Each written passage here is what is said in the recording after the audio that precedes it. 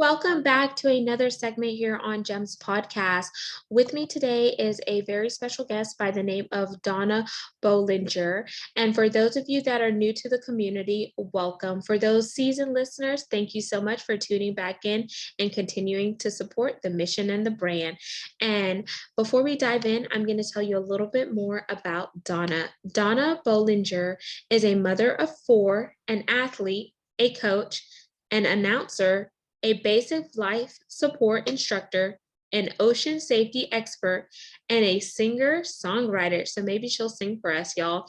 As she energizes and inspires people, she also teaches the importance of life-saving skills, which is something that we dismiss, but it can always come in handy. So I want y'all to think about this. How many of y'all were ever told to take a CPR first aid training and you said, why do I need to take that? Is that ever going to be useful? But then later on down the line, hindsight 2020, you were actually in a predicament where you actually had to use CPR and you're like, I'm so glad I took CPR and first aid training. Think about it.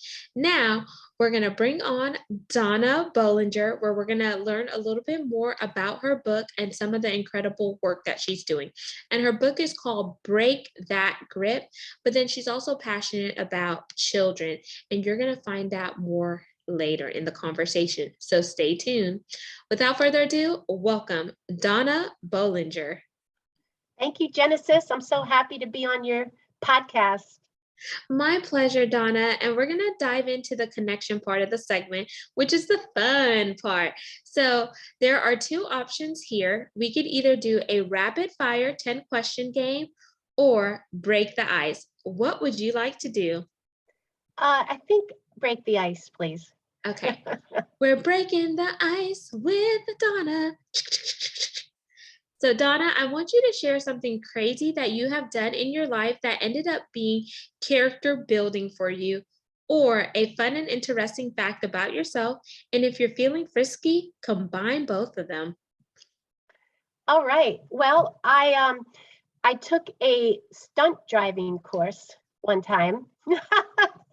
And I absolutely loved that. I learned just a lot about how to drive a car, especially in water conditions. But it was character building because it was definitely something unusual for me to do. It was a big car that was like a taxi car, but it was all emptied out. And we learned how to, do 180s. And then we also learned how to do a 90-degree right into a parking spot, parallel parking, and how to do a full 360. And I just was so surprised when I got behind the wheel of those cars, how aggressive I was and fearless. So it just taught me that I've got some umption in my gumption. That is amazing. And whenever you were talking about how you did that 90 degrees into a parallel parking, I'm a movie buff. So all I could think about was that movie Taxi with Queen Latifah whenever they were driving through and trying to catch the bad girls. Or I love the Fast and Furious movies and just seeing those tricks that they do with the cars. It was just amazing. I was like, I can't imagine like. I know. I couldn't believe it when I was in this car, how much I loved it and the courage that I was able to muster up. That is amazing. And thank you for sharing that. So that concludes the connection part of the segment. Y'all, I hope you learned something fun and interesting about Donna. Now we're going to dive into the work that you're doing now, which is the main part of the segment. So you wrote a book called Break That Grip, but there is more that you did before you got to your book writing process. So give us an overview of your background. We already know you're a mother of four and you're very versatile and multifaceted, but walk us through a glimpse of your childhood and what led you to get involved in the avenues.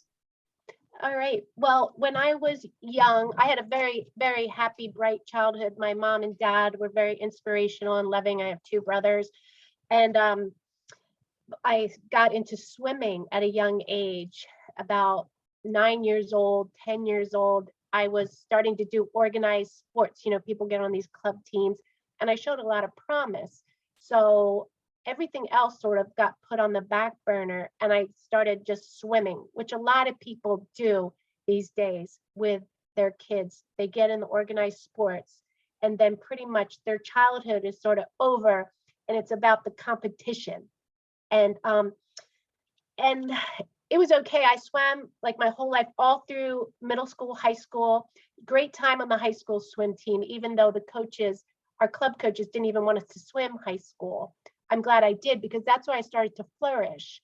Because one day I was walking through the halls and a friend of mine said, "Donna, I never see you smile." And from that point on, I said, I am going to start smiling, just put a smile on my face. And I started to become, a much happier person, like back to what I was when I was young. When before I started swimming, I was doing performing arts. I got the lead part in a play called Charlie and the Chocolate Factory. I was the gum chewer, Violet Beauregard. But it was, I was very much in that grip of competition and sports. And anytime I tried to get away from it, I couldn't relax unless I was in the pool training. So that was sort of my mentality. And today I do want to help people that are in that scenario to realize that there is more to life than your sport. But that served me well, because right out of college, I had a job in Maryland. I was selling wound dressings, which was kind of interesting because I was a little bit of a hypochondriac. So I was calling on nursing homes, hospitals, and assisted living facilities. And I was the wound care specialist. And I'm a little bit of a hypochondriac. So the end of the day, I was worried. But my college sweetheart asked me if I would marry him. And so that was not even a year into my career as a saleswoman. And he got drafted by the 49ers. So we moved out to California, and I was able to, get back into trying to become an actress or a fitness model, because I was really fit. I thought I had to become something and somebody, and even started racing bikes, like on a very high level. But another blessing in disguise, I broke my wrist. And I write about this in my book. I have bunions, broken wrists, and to children, because I had to get my wrist fixed and I had bunions. I said, do it all at the same time. So I had cast on my legs and a cast on my wrist, and I was able to get pregnant. And but I had a miscarriage. Wow. But then that shot out the rocket of desire for me, that I really wanted to get the bottom of getting pregnant. Like, I didn't want to mess around. I was like, let's get straight to it. So I use this in my life. Like, Donna, remember how you were able to get pregnant and have 4 kids in 4 years, although it began as a challenge and miscarriages, right? So I was just mom, and I loved it. Tour guide, because we would always have people come visit us in California. So my life revolved around serving others, whether it was my kids, which I absolutely adored, loved singing to them and taking them to all their activities. And then we would have a lot of visitors. So I didn't really get a chance to work on a career. But unfortunately, I guess the stress of all the time and the moves, like with the 4 kids and all our moves, and me trying to prove myself, I just exhausted myself, because I was going to acting classes, auditioning.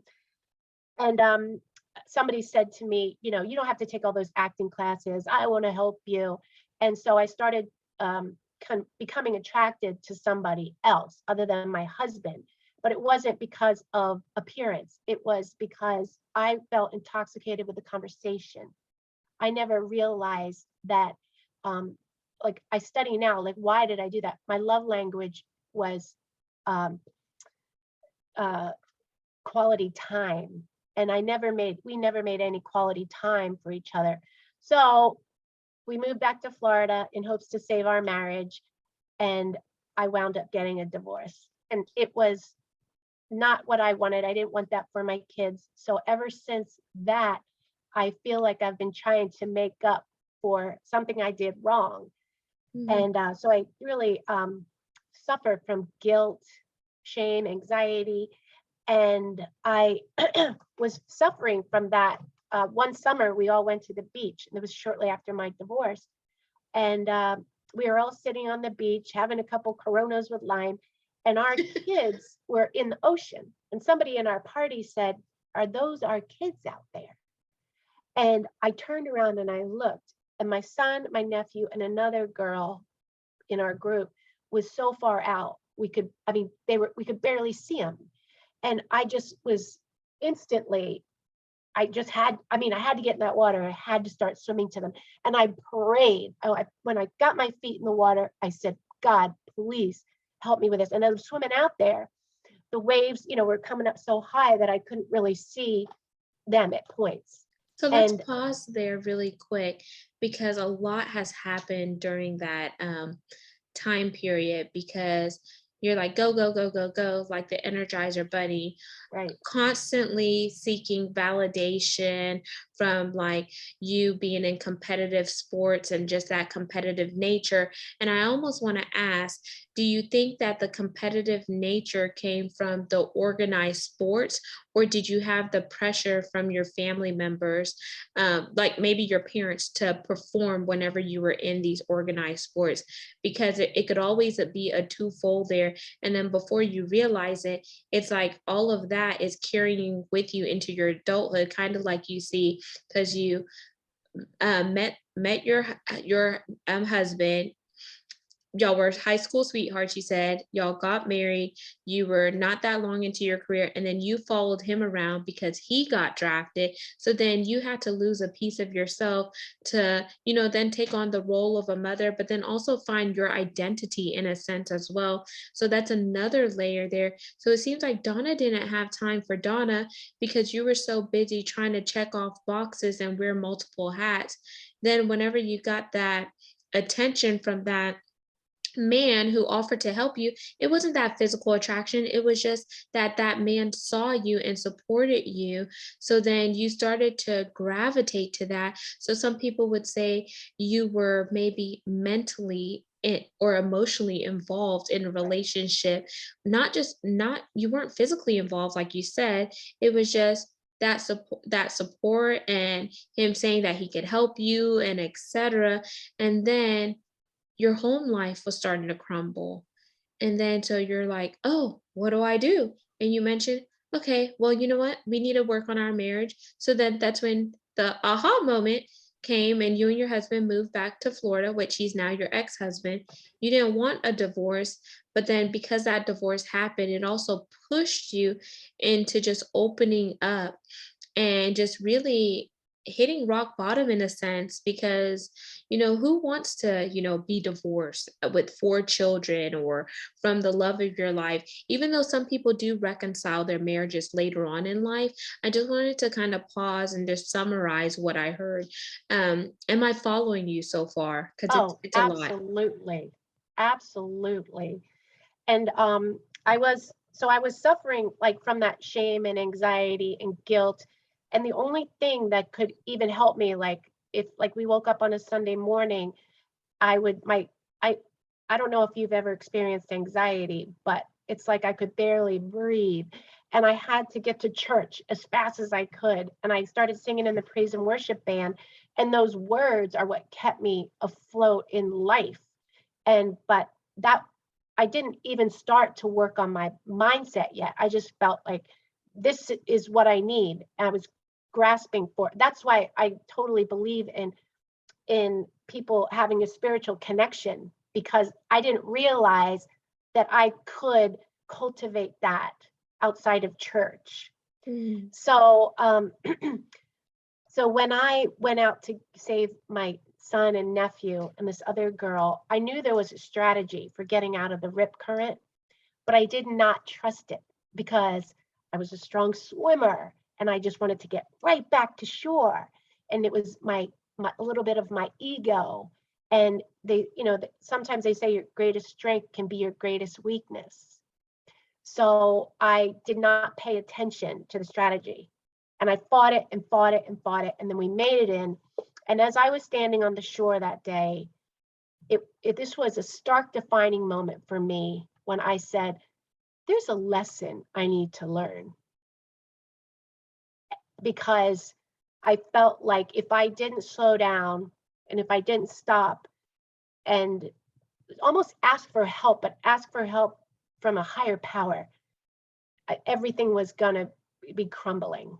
And I didn't want that. Like, if I went down, I would be okay with that. But I didn't want to go down because I had 4 kids to keep afloat. So that's when I started studying about how to manage your emotions, and instead of letting your emotions manage you. I studied the dance of anger. I just read about every book I could get my hands on to offer me some sense of relief. And then at the same time, I started a junior lifeguard program because I wanted to teach kids, to manage the ocean. We even had big ocean safety days because a young man had drowned in our community from the Police Athletic League. So we did the James McGrath Ocean Safety Day. And as I was studying all of the strategies for getting out of a rip current, so these are the same strategies that I'm learning in the books like How to Manage Your Emotions or The Dance of Anger. It says you don't want to get angry at people. You want to recognize patterns and then do your best to change those patterns. So I just decided to write my first chapter of my book, right? And Let's pause really quick there to digest the content so far so the audience gets following along.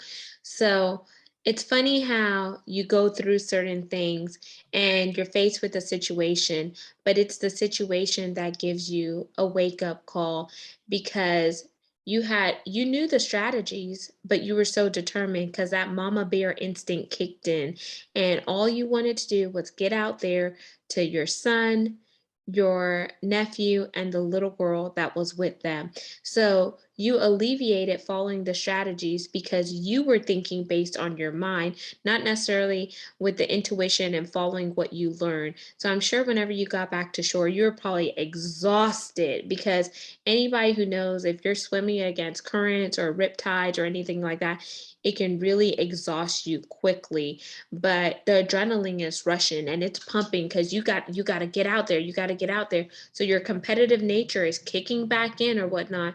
But then when you made it to the shore, there was something that gave you that realization that, Donna, you need to take a step back because you're pushing yourself too hard. And I'm glad you realize that because a lot of people don't realize when they need to take a step back or kind of do the retrospective or introspective, because if not, you will hit a period of burnt out. And if you're burnt out, what good are you going to be for yourself and the people that you love that's in your life that's depending on you? So it's like the airplane analogy when they give the safety talk. In the event of emergency, once the oxygen is dispensed, you take it and you put on your mask first before you assist somebody else. But how many times in life do we take time to really put on our own mask, practice self-care, and etc.?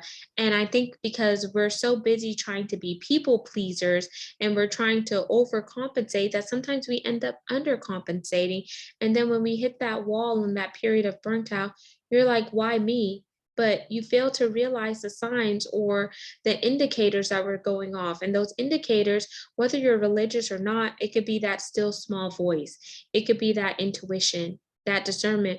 Or for those of you that are non religious or non spiritual, I'm going to use a car analogy. It could be the warning light that's on your dashboard whenever you're driving your vehicle. And if it says fuel is low, that's one warning line. Check engine light, that's another warning light. Another one we see in our vehicles, air pressure, your tires need air. But if you keep on going, then you're either going to end up on the side of the road calling AAA, trying to wait for someone to tow you, your engine's going to blow up, or you're going to spend time in that mechanic shop paying more than you expected because you failed to realize the indicators and the warning lights going off. So I just gave it to you in a natural sense as well as a spiritual sense. And it's so important that we are mindful and intentional on whenever we are going through life and certain things are happening to us, but they're happening for us, and we Right, pay attention to those different signals, because if not, y'all, we're going to hit that period of burnout. And I think that's where Donna's leading us, is how she broke that grip, how she had that realization, and she came into the understanding, because she just said she started submerging herself in a lot of knowledge and wisdom by reading books, asking questions, and etc. And I know we're getting close to our wind down time, but Donna, I just wanted to throw that in there so the audience could connect the dots and follow along with your right, story. right. Well, that's so right, Genesis. And so I came up with a strategy for kids because, like you said, um, this is a practical strategy of how to get out of a rip current. And some people don't know it. And if they do know it, they don't trust the strategy. So I came up with SOAR since we were teaching the junior lifeguard program.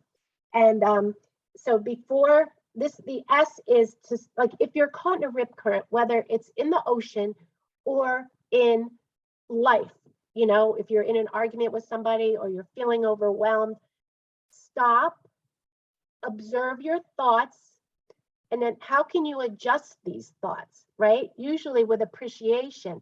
I can give you an example. Our dog had to go to the ER yesterday, and I'm here in North Carolina, and he's down there in Florida. And I've grown pretty attached to this dog, and I started feeling very guilty. I'm not there. He's probably sick because he's missing me. But then appreciation, I started to think. I said, you know what?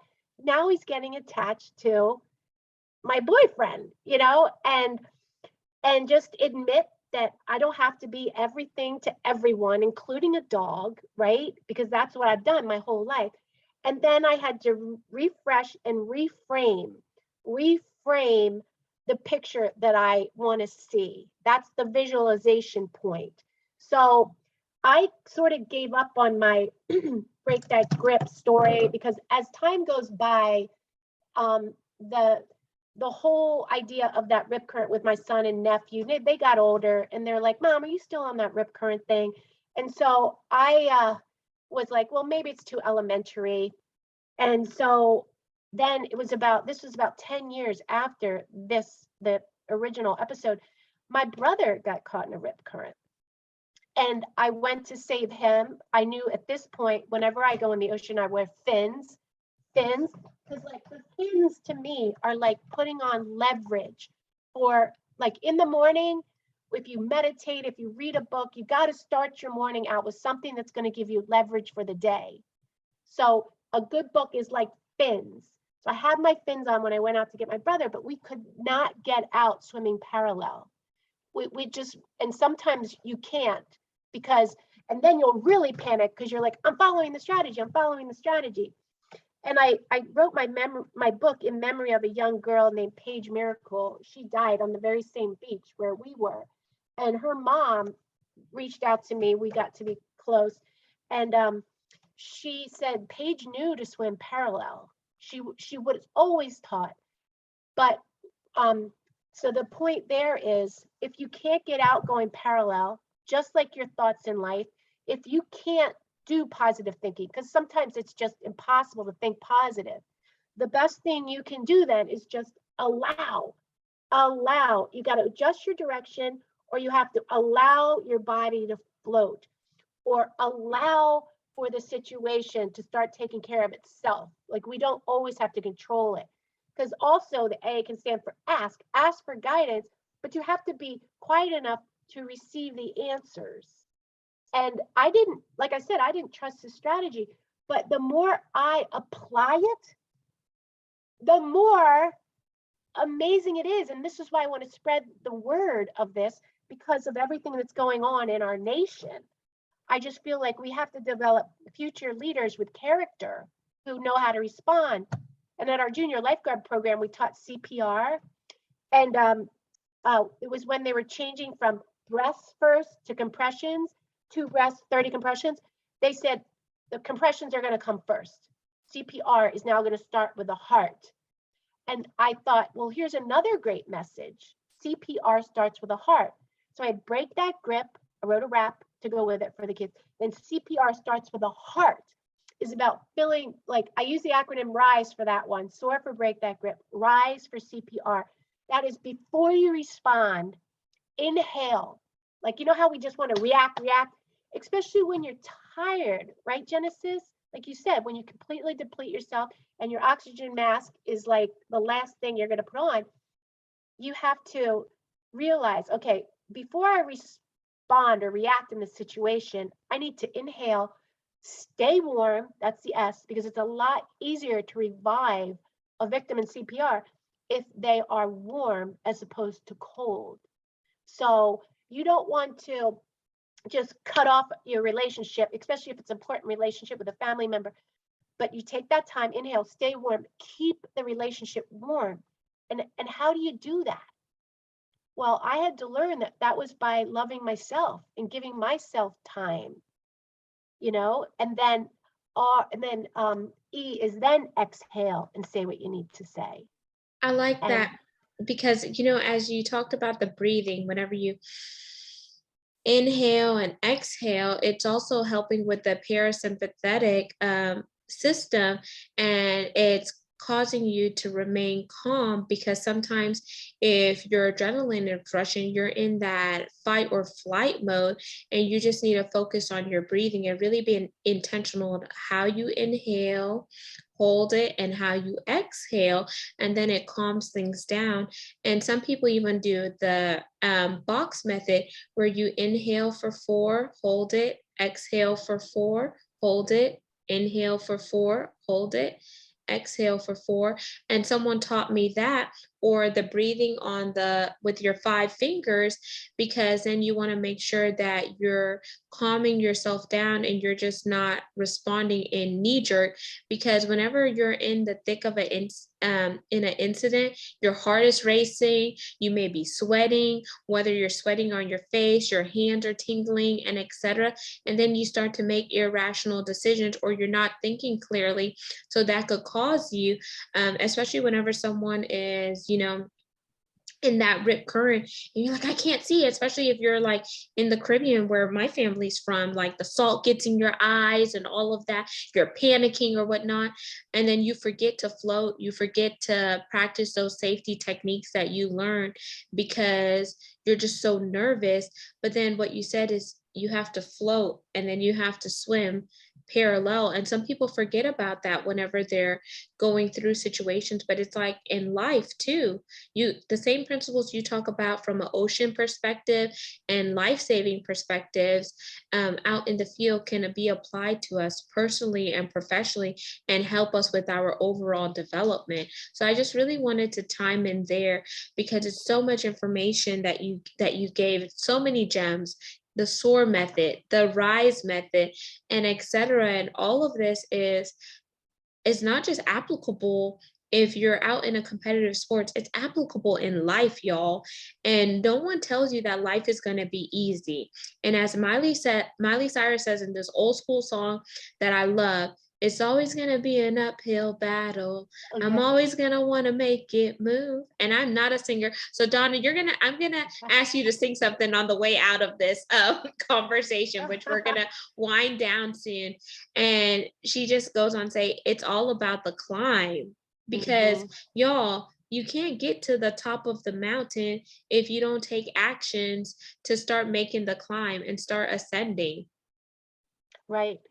And also, like in my CPR rap, I say, do what you can, lose count, keep compressing. Saving someone's life is the greatest of all blessings. And this is what I feel in my heart, that it's almost better to miscommunicate than to not communicate, because at least you're trying. So there's a song I like. It's from the Bucket List movie called Say What You Need to Say. Say what you need to say, and then even as the eyes are closing, because wouldn't you rather make an effort to improve things? Like, I'm at my parents here, and there are patterns that I'm trying to change in my life for future generations. So we've been having to do some communicating, maybe a couple emails. Sometimes it's better to just write it down and make it brief, but do it in love. No judgment, just explain yourself, and then what your requests are, because we won't know each other unless we, you know, communicate. And I think that's very imperative for the world today, because it's like we can't even say a thing without getting attacked, and then somebody wants to hold it against you forever. So we're all in fear. I mean, I don't think we should be reacting, and causing more problems, but we have to learn to communicate and then extend forgiveness and grace. If somebody says something wrong, maybe you misinterpreted it, or maybe they didn't communicate it well. So my goal is to teach these two messages: break that grip, and CPR starts with the heart, to the younger generation, and let them, it's teaching them actually to do their own thinking. Do their own thinking, and then believe in themselves even after they mess up like I did. Because my life could have been over. I messed up, and I begged forgiveness, but but my life wasn't over, and I'm determined to make something good come out of it, I so we love don't that. repeat these same patterns. I love that. Break that grip, and CPR starts with the heart. And now, based on your life experiences and the circumstances, it gave you the growth, it gave you the resilience and the empowerment to help somebody navigate their journey. And I'm going to read a few stanzas from this song called Confidence. It's by Sanctus Real. Okay. Do you know that song, Donna? Maybe if I hear it, I So I'm will. going to read the lyrics, and then we're going to jump into the CTA, where you could tell our listeners how to grab that book and accept and plug your contact information. So Sanctus Reels, it's once again, the name of the song is called Confidence, and the lyric says, "I'm not a warrior. I'm too afraid to lose. I feel unqualified for what you're calling me to. But Lord, with your strength, I've got no excuse, because broken people are exactly who you use. So give me faith like Daniel in the lion's den. Give me hope like Moses in the wilderness. Give me a heart like David. Lord, be my defense, so I can face my giants with confidence." And then the third stanza, I'm going to leave it here. It says, "You took a shepherd boy and made him a king, so I'm going to trust you and give you everything.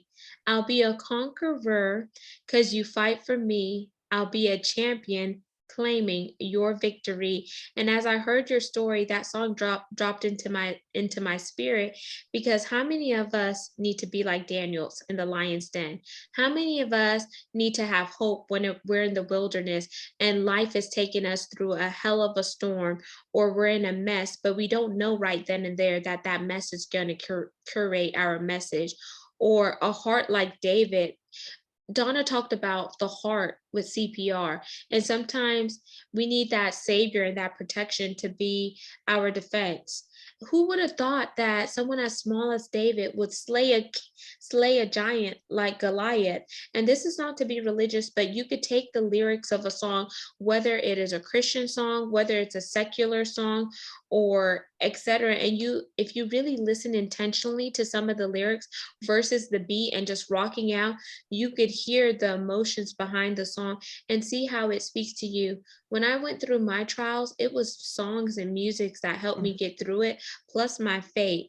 And one last thing I'm going to say, because I think it's important if I don't read this stanza.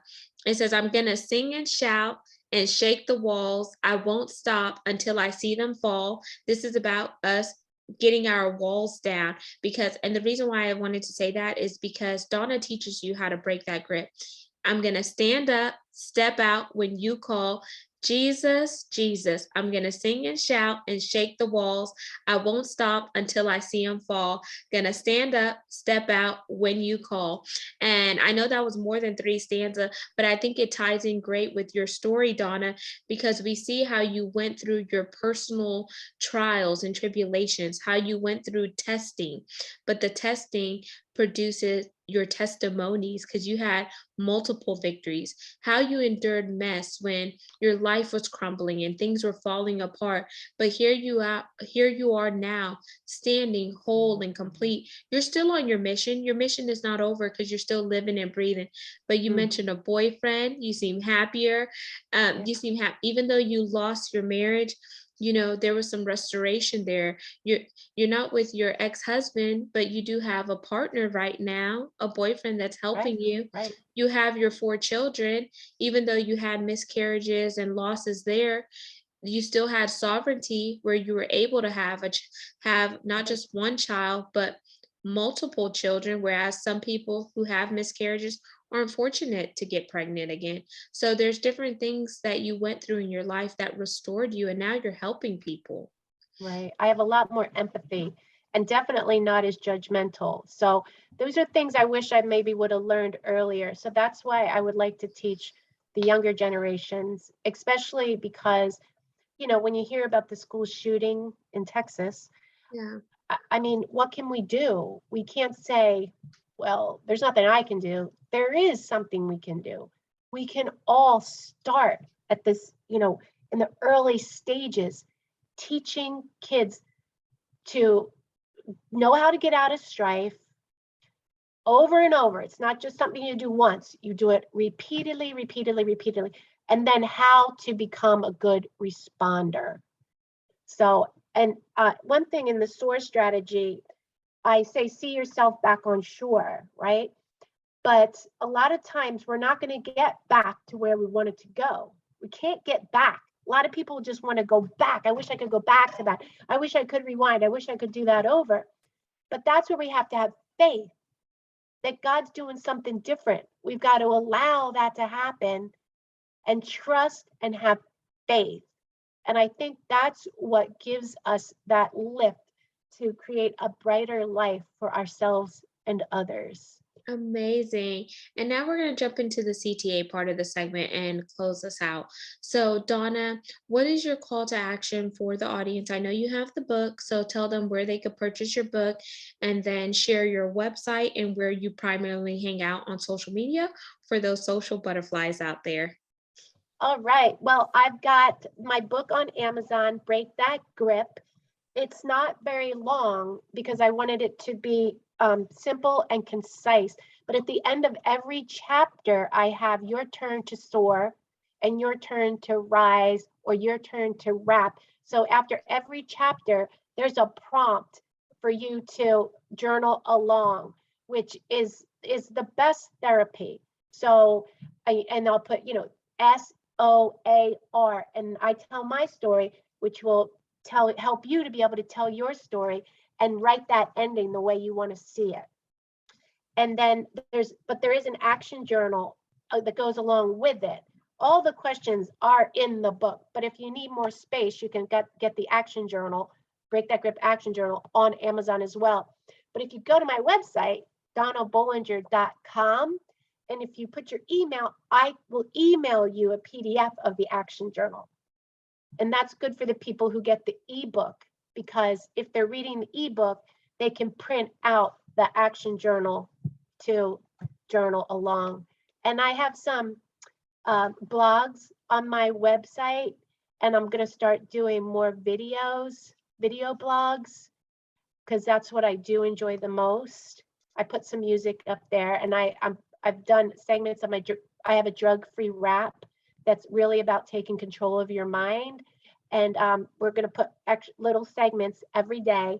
And so it'll be on my website, it'll be on Facebook, Instagram, LinkedIn, and I'm going to start TikTok.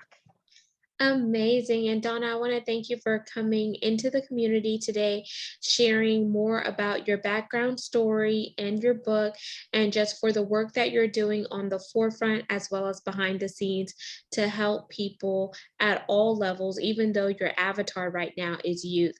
There's definitely a lot of adults that could benefit from the content that you put out there. Audience, don't forget to like, comment, follow, and subscribe. We're on 40 plus platforms. You could also see this video on our YouTube channel by going to GEMS, GEMS, with Genesis Amaris Kemp.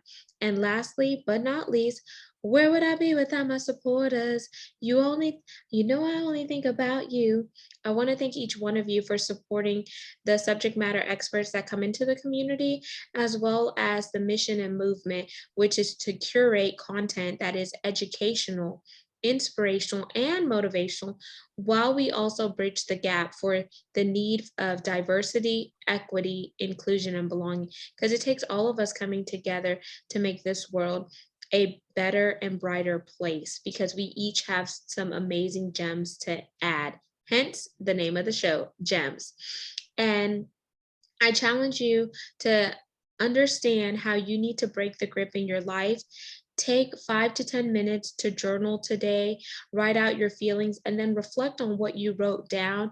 And then really get in a quiet place to be at one with your thoughts and see, what are your thoughts saying? And are they fueling you?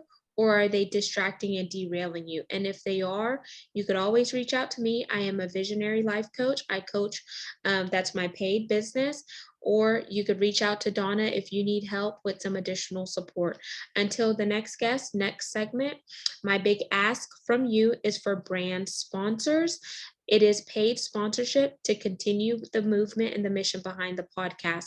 You can find more info by going to genesisamariscamp.net or sending me a personalized email to genesisamariscamp@gmail.com.